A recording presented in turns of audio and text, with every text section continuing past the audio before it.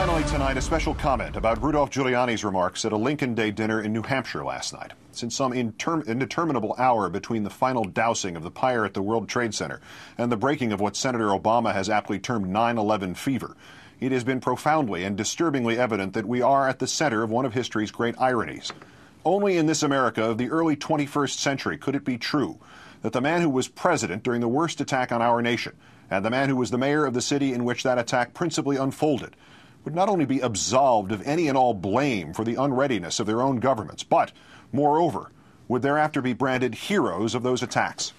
And now that mayor, whose most profound municipal act in the wake of that nightmare was to suggest the postponement of the election to choose his own successor, has gone even a step beyond these M.C. Escher constructions of history. If any Republican is elected president, and I think obviously I would be best at this, we will remain on offense, and we will anticipate what the terrorists will do and try to stop them before they do it. Insisting that the election of any Democrat would mean the country was back on defense, Mr. Giuliani continued last night, but the question is, how long will it take and how many casualties will we have? If we are on defense, we will have more losses, and it will go on longer. He said this with no sense of irony, no sense of any personal shortcomings, no sense whatsoever. And if you somehow missed what he was really saying, somehow did not hear the none too subtle subtext of vote Democratic and die, Mr. Giuliani then stripped away any barrier of courtesy, telling Roger Simon of Politico.com, quote, "America will be safer with a Republican president." At least that Republican president, on which we have not been safer, has, even at his worst, maintained some microscopic distance between himself and a campaign platform that blithely threatened the American people with casualties if they next year elect a Democratic president, or inferring from Mr. Giuliani's flights of grandeur in New Hampshire last night, even if they elect a different Republican. How dare you, sir? How many casualties will we have? This is the language of bin Laden. Yours, Mr. Giuliani, is the same chilling nonchalance of the madman, of the proselytizer, who has moved from even some crude framework of politics and society into a virtual Roman Colosseum of carnage and a conceit over your own ability and worthiness to decide who therein lives and who dies, rather than a reasoned discussion, rather than a political campaign advocating your own causes and extolling your own qualifications. You have bypassed all the intermediate steps and moved directly to trying to terrorize the electorate into viewing a vote for a Democrat not as a reasonable alternative and an inalienable right, but as an act of suicide. This is not the mere politicizing of the war in Iraq, nor the vague, mumbled epithets about Democratic softness from a delusional vice president. This is casualties on a partisan basis of the naked assertion that Mr. Giuliani's party knows all and will save those who have voted for it and to hell with everybody else, and that he, with no foreign policy experience whatsoever, is somehow the messiah of the moment. Even to grant that that formula, whether posed by Republican or Democrat, is somehow not the most base, the most indefensible, the most un-American electioneering in our history, even if it is somehow acceptable to assign casualties to one party and safety to the other, even if we have become so profane in our thinking that it is part of our political vocabulary to view counter-terror as one party's property and the other's liability. On what imaginary track record does Mr. Giuliani base his boast? Which party held the presidency on September 11, 2001, Mr. Giuliani? Which party held the mayoralty of New York on that date, Mr. Giuliani? Which party assured New Yorkers that the air was safe and the remains of the dead recovered and not being used to fill potholes, Mr. Giuliani?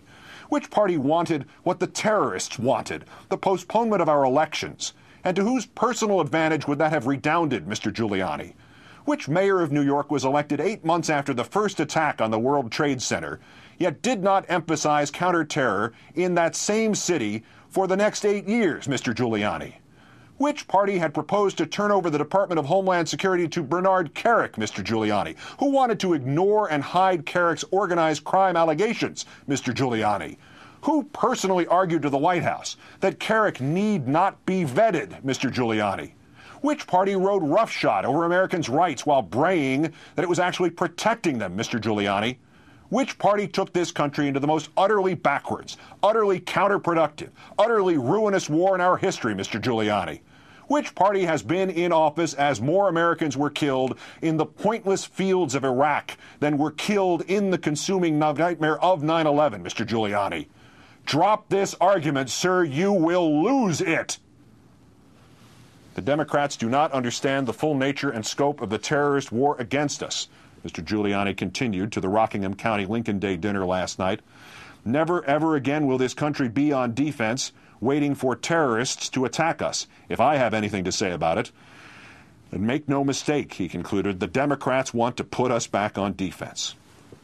There is no room for this.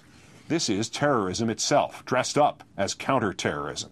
It is not warning, but bullying, substituted for the political discourse now absolutely essential to this country's survival and the freedom of its people. No Democrat has said words like these. None has ever campaigned on the Republicans' flat-footedness of September 11th, 2001.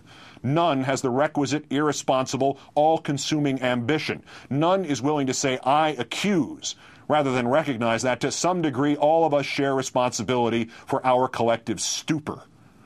And if it is somehow insufficient, that it is morally, spiritually, and politically wrong to screech as Mr. Giuliani has screeched, there is also this. That gaping hole in Mr. Giuliani's argument of Republicans equal life, Democrats equal death. Not only have the Republicans not lived up to their babbling on this subject, but last fall, the electorate called them on it. As doubtless they would call you on it, Mr. Giuliani.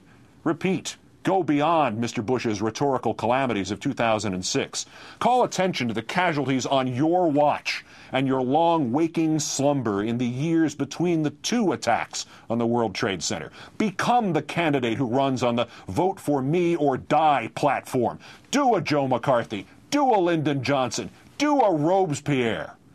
Only if you choose so to do not come back surprised nor remorseful if the voters remind you that terror is not just a matter of casualties. It is just as certainly a matter of the promulgation of fear.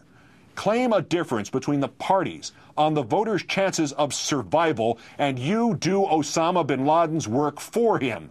And we, Democrats and Republicans alike, and every variation in between, we, Americans, are sick to death of you and the other terror mongers trying to frighten us into submission, into the surrender of our rights and our reason, into this betrayal of that for which this country has always stood.